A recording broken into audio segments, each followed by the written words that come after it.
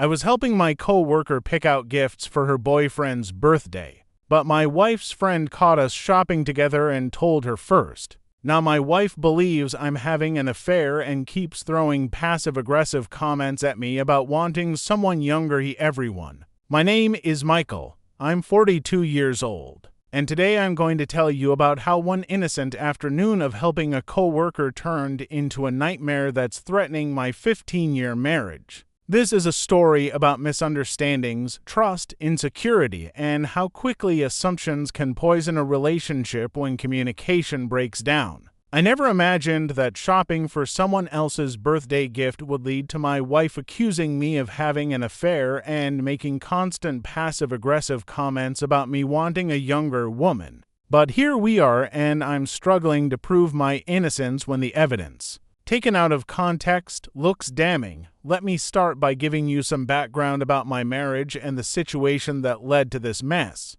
My wife Sarah and I have been married for 15 years, together for 17 total. We have 2 kids, ages 12 and 9, and until this incident, I thought we had a solid, trusting relationship. Sure, like any long-term marriage, we've had our ups and downs, our stresses with work and parenting, and all the challenges that come with building a life together. But I've never given Sarah any reason to doubt my faithfulness. I've never cheated, never even come close. Never done anything that would justify the suspicion and accusations I'm now facing daily. I work as a project manager at a mid-sized tech company. And about 8 months ago, we hired a new team member named Emma. Emma is 28 years old, recently moved to our city for the job, and has been a great addition to our team. She's smart, enthusiastic, hardworking, and brings fresh ideas to our projects. Because I'm her direct supervisor and she's new to the area, I've tried to be welcoming and helpful, answering her questions about the company, recommending good neighborhoods and restaurants, basically being a friendly mentor. It's the same thing I've done for every new hire over the years, regardless of their age or gender. I've never thought of it as anything other than being a decent human being and a good manager. Emma and I have a friendly professional relationship. We chat occasionally about non-work things, the usual office small talk about weekend plans, favorite shows, that kind of thing. I've mentioned my wife and kids numerous times in conversations, made it clear I'm happily married, and Emma has always been respectful of those boundaries. She's told me about her boyfriend, Marcus, who she's been dating for about 3 years. He lives in another state and they're doing long distance while Emma establishes her career here, which is obviously challenging for them both. I've given her the kind of advice you'd give to anyone navigating a long-distance relationship, generic supportive stuff about communication and making time for each other. Again, nothing inappropriate, just being a friendly co-worker. About 3 weeks ago, Emma came to me looking stressed and asked if I could help her with something personal. She explained that Marcus's birthday was coming up in 2 weeks and she wanted to get him something really special since they couldn't be together for the celebration. He was flying in for 1 weekend a month from now and she wanted to have perfect gifts ready for when she saw him. The problem was she didn't know the city well enough to know where to shop for the kind of things she had in mind. Men's clothing stores, good electronics shops, places that sold quality watches, that sort of thing.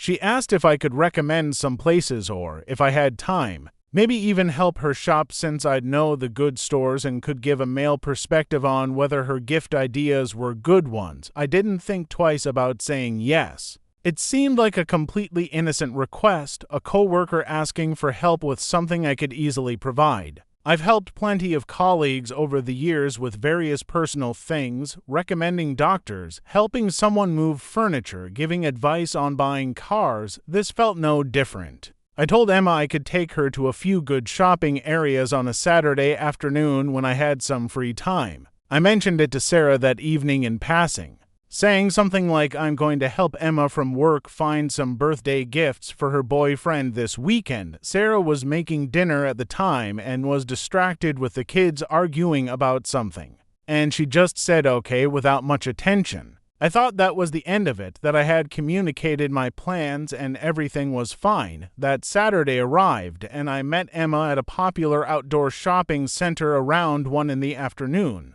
We spent about 3 hours going to various stores, looking at different gift options. Emma was trying to find the perfect combination of romantic and practical gifts, something that showed she was thinking about him while also getting him things he needed or wanted. We went to a men's clothing store where she bought him some nice shirts, an electronics store where she got him some gaming accessories he'd mentioned wanting, and a jewelry store where she looked at watches before deciding they were too expensive and settling on a nice leather wallet instead. Throughout all of this, we were talking and laughing. Emma was excited about the gifts and grateful for my help, and I was happy to assist. It felt good to help someone, to use my knowledge of the city to make her life easier, completely innocent and friendly. Here's where everything went wrong. While we were in the jewelry store, Emma trying on different watches to see sizes and styles even though she wasn't going to buy one, Sarah's friend Diane walked past and saw us through the window. Diane is someone Sarah has known since college, and honestly, I've never particularly liked her. She's always struck me as the kind of person who thrives on drama and gossip, who sees the worst in every situation and loves being the one to deliver bad news. When Diane saw me in a jewelry store with a younger woman, apparently laughing and watching her try on watches, she immediately jumped to the worst possible conclusion. She didn't come in to say hello, didn't give me a chance to explain, just immediately pulled out her phone and called Sarah. I had no idea any of this was happening. Emma and I finished shopping. I helped her carry her bags to her car. We said goodbye and agreed to see each other at work on Monday, and I went home feeling good about having helped someone. I walked into my house around 5 in the evening, expecting a normal Saturday evening with my family. Instead, I found Sarah sitting in the living room, arms crossed, with a look on her face I'd never seen before. The kids were at her mother's house, which should have been my first warning sign that something was very wrong. Sarah asked me where I'd been. I told her I'd been shopping with Emma, helping her find gifts for her boyfriend, exactly what I'd mentioned earlier in the week. Sarah's expression didn't change. She said, "Really? That's your story?" I was confused, not understanding why she was acting so strange about something so innocent. Then she told me that Diane had called her hours ago, saying she'd seen me at the mall with a young woman, that we were in a jewelry store together, that the woman was trying on watches while I watched, and that we looked very comfortable and intimate together. According to Diane, it was obvious that something inappropriate was going on. I was stunned. I immediately started explaining that yes, I was helping Emma shop for her boyfriend's birthday, that we were in a jewelry store because Emma was looking for a watch for him, that there was nothing intimate or inappropriate about any of it.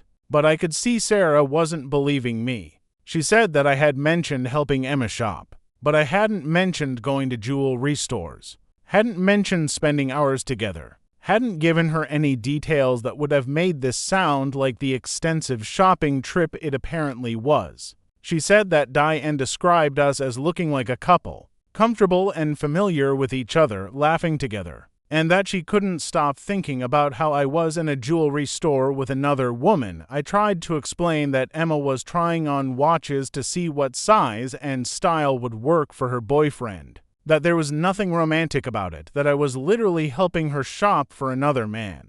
But Sarah kept saying that it looked bad, that I should have known it looked bad, that I shouldn't have been spending hours alone with a younger female co-worker regardless of the reason. I pointed out that I had told her I was helping Emma shop, that I hadn't hidden anything, that if I were actually having an affair I wouldn't have mentioned it to her at all. But she said that maybe I only mentioned it because I thought I wouldn't get caught, and now that someone had seen us. I was scrambling to make my cover story sound innocent. That first argument was horrible, but it was just the beginning. Over the following days and weeks, things have gotten progressively worse. Sarah started making comments, passive-aggressive remarks that cut deep every time. When I'd come home from work, she'd ask if I had a fun day with Emma when I'd mention something about work. She'd say I'm sure Emma made it more interesting if I suggested we do something together on the weekend. She'd say unless you have plans to go shopping with your young friend again. The comments about Emma being younger became a recurring theme that's honestly become unbearable. Sarah is 40 years old, and while I've always found her beautiful and have never given her any indication otherwise, this situation has apparently triggered some deep insecurity about aging and her attractiveness compared to younger women. She makes comments like, "I guess I'm just too old for you now," or "must be nice to spend time with someone in their 20s who doesn't have stretch marks and gray hair." When I try to reassure her that I'm attracted to her, that Emma's age has nothing to do with anything because nothing inappropriate happened, she scoffs and says I'm just saying what I think she wants to hear. The worst part is that Sarah has started monitoring everything I do. She checks my phone regularly, reads through my text messages and emails, looks at my call log. She's randomly shown up at my office a few times, supposedly to bring me lunch, but really to see if Emma is around and how we interact. She questions me about every late meeting, every work dinner, every time I need to stay an hour extra to finish a project. The trust that was the foundation of our marriage has evaporated, and I don't know how to get it back. I've tried everything I can think of to prove my innocence. I showed Sarah my credit card statements from that day, proving I didn't buy anything at the jewelry store, no secret gifts that would indicate an affair. I offered to let her talk to Emma directly, to hear from Emma herself that the shopping trip was for her boyfriend. I even suggested we could all have dinner together. Sarah, Emma, Marcus when he visits, and me. So Sarah could see firsthand that Emma and I have a normal co-worker relationship and that Emma is devoted to her actual boyfriend. But Sarah refuses all of this. She says that my credit card could show anything. That Emma would obviously lie to cover for me if we're having an affair. That she doesn't want to sit through some staged dinner where everyone performs innocence for her benefit. I talked to Emma about what happened, explaining that my wife had gotten the wrong impression about our shopping trip and things were tense at home. Emma was horrified and apologetic, saying she never meant to cause any problems in my marriage, that she had no idea anyone would see us or misinterpret what we were doing. She immediately offered to call Sarah and explain, to show Sarah the gifts she bought for Marcus, to do whatever it took to clear up the misunderstanding. But when I mentioned this to Sarah, she just rolled her eyes and said that of course Emma would offer to do that I had probably asked her to do damage control. Every attempt to prove the truth is interpreted as more evidence of deception. The situation at work has become awkward too. I've started avoiding Emma, keeping our interactions strictly professional and brief, making sure we're never alone in a room together. Emma understands why, but it's made things uncomfortable for both of us and has actually hurt our working relationship. I'm her supervisor, I'm supposed to be mentoring her and helping her succeed, but now I'm keeping distance to avoid giving Sarah more ammunition for her accusations. It's not fair to Emma, who did nothing wrong except ask a co-worker for help, and it's not healthy for our team dynamics. What's really eating at me is the injustice of it all. I did nothing wrong. I helped a co-worker with an innocent request, something I've done for countless colleagues over the years. I wasn't secretive about it. I told Sarah about it beforehand. There was nothing romantic or inappropriate in my interactions with Emma, not a single moment where I crossed a line or even approached one. But because Diane saw us and jumped to conclusions because she couldn't wait to call Sarah with her suspicions, I'm now being treated like I'm guilty of infidelity. The fact that I'm innocent doesn't seem to matter because the optics, the way things looked to an outside observer, are being given more weight than the actual truth. I've tried to understand Sarah's perspective, to see why she's having such a hard time believing me. I know that trust, once damaged, is difficult to rebuild even when the damage was based on a misunderstanding rather than actual betrayal. I know that her insecurity about Emma being younger is real, even if it's not based on anything I've said or done. I know that Diane's phone call planted seeds of doubt that have grown into something much larger in Sarah's mind. But understanding her perspective doesn't change the fact that I'm being punished for something I didn't do. And I'm running out of patience for the constant accusations and passive-aggressive comments. We had another big fight last week that really crystallized how bad things have gotten. I came home from work on a Friday, exhausted from a long week, and Sarah immediately started in with comments about whether Emma and I had fun plans for the weekend. I snapped. I told her I was tired of being accused of something I didn't do. Tired of the constant surveillance and suspicion. Tired of having to defend my every action when I'd been completely honest with her from the start. I said that if she couldn't trust me despite all my efforts to prove my innocence, then maybe we had bigger problems in our marriage than one misunderstood shopping trip.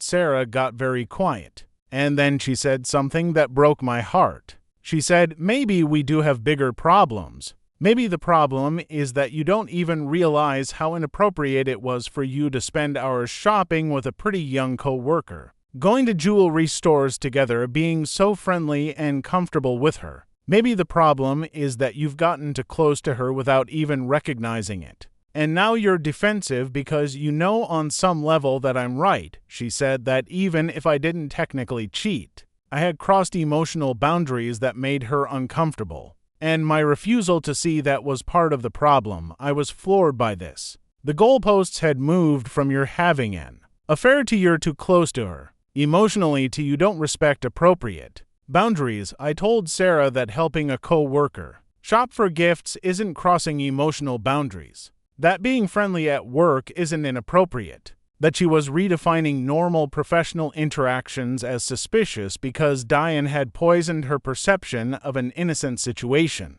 But Sarah insisted that I was being naive, that Emma asking me instead of literally any other person to help her shop was a sign that we were closer than we should be, that appropriate professional boundaries would have meant saying no to such a personal request. Since that fight, things have been icy between us. We're barely speaking beyond the necessary communication about kids and household logistics. When we do interact, Sarah's comments are cold and cutting. Last night, when I suggested we try to talk through this calmly and work toward rebuilding trust, she said, "Why would I trust someone who doesn't even understand what he did wrong? It's like we're speaking different languages. And I don't know how to bridge the gap when my reality and her perception of events are so completely different. I've considered suggesting marriage counseling, a neutral third party who could help us communicate better and maybe help Sarah see that her suspicions, while understandable given what Diane told her, aren't based on actual infidelity.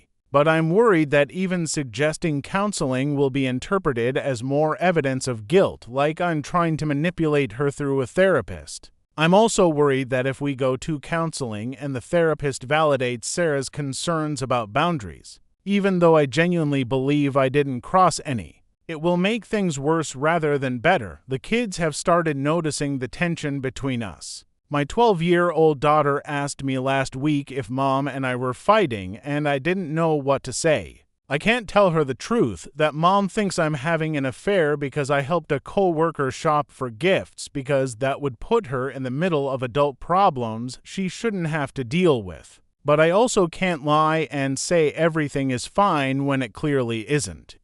So I gave some vague answer about Mom and I having some disagreements we're working through. But I could see she wasn't satisfied with that explanation. What frustrates me most is Diane's role in all of this. If she had just come into the store and said hello, asked what we were doing, given me a chance to introduce Emma and explain the situation, none of this would have happened. But instead, she saw what she wanted to see, made assumptions, and couldn't wait to run to Sarah with her suspicions. Part of me wants to confront Diane, to tell her how much damage her gossip has caused, but I know that would just make things worse. Sarah would see it as me attacking her friend to deflect from my own behavior, and Diane would probably just double down on her belief that she did the right thing by warning Sarah about my supposed affair.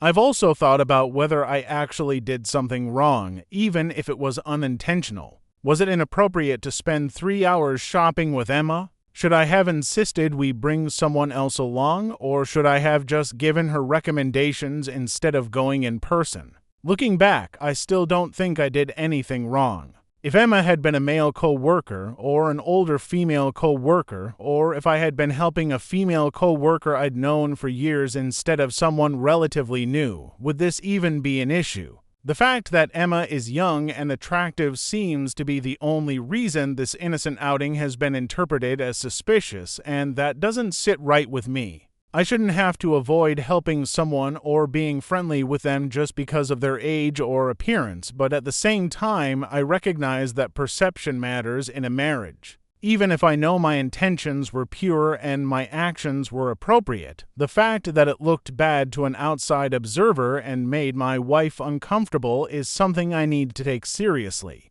Maybe I was naive about how it would appear. Maybe I should have been more thoughtful about the optics of spending extended time alone with a younger female co-worker, even for a completely innocent reason. But recognizing that doesn't mean I accept Sarah's accusations of infidelity. And it doesn't make her passive-aggressive comments about younger women any less hurtful or unfair.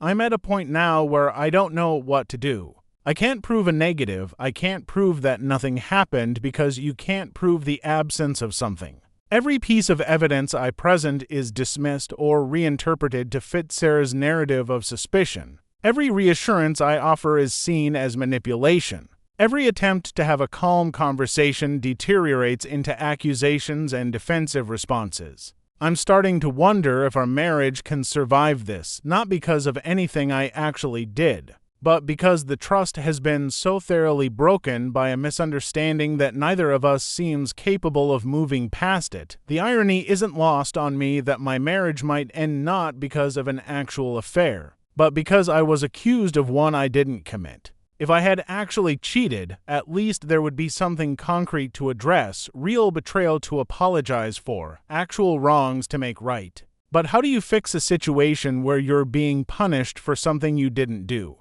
How do you rebuild trust when you didn't actually break it in the first place? I'm caught in this impossible position where proving my innocence requires my wife to believe me. But she won't believe me because she doesn't trust me. And I can't rebuild trust without her giving me the benefit of the doubt, which she's unwilling to do.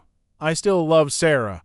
I love our life together, our kids, the 15 years we've built. I don't want to lose my marriage over this, but I also don't know how much longer I can live under constant suspicion, fielding passive-aggressive comments, having my every move monitored and questioned. It's exhausting and demoralizing, and it's changing how I feel about our relationship. I'm starting to resent her for not believing me, for allowing her friends' gossip and her own insecurities to override years of faithful behavior and honest communication. As I'm telling you this story, I realize I don't have a satisfying resolution to offer. We're still in the middle of this mess, still trying to figure out if and how we can get past it. I'm hoping that time will help, that as Sarah has more distance from Diane's initial phone call, she'll be able to see the situation more clearly. I'm hoping that my continued faithfulness, my continued transparency about everything I do, will eventually convince her that I'm telling the truth.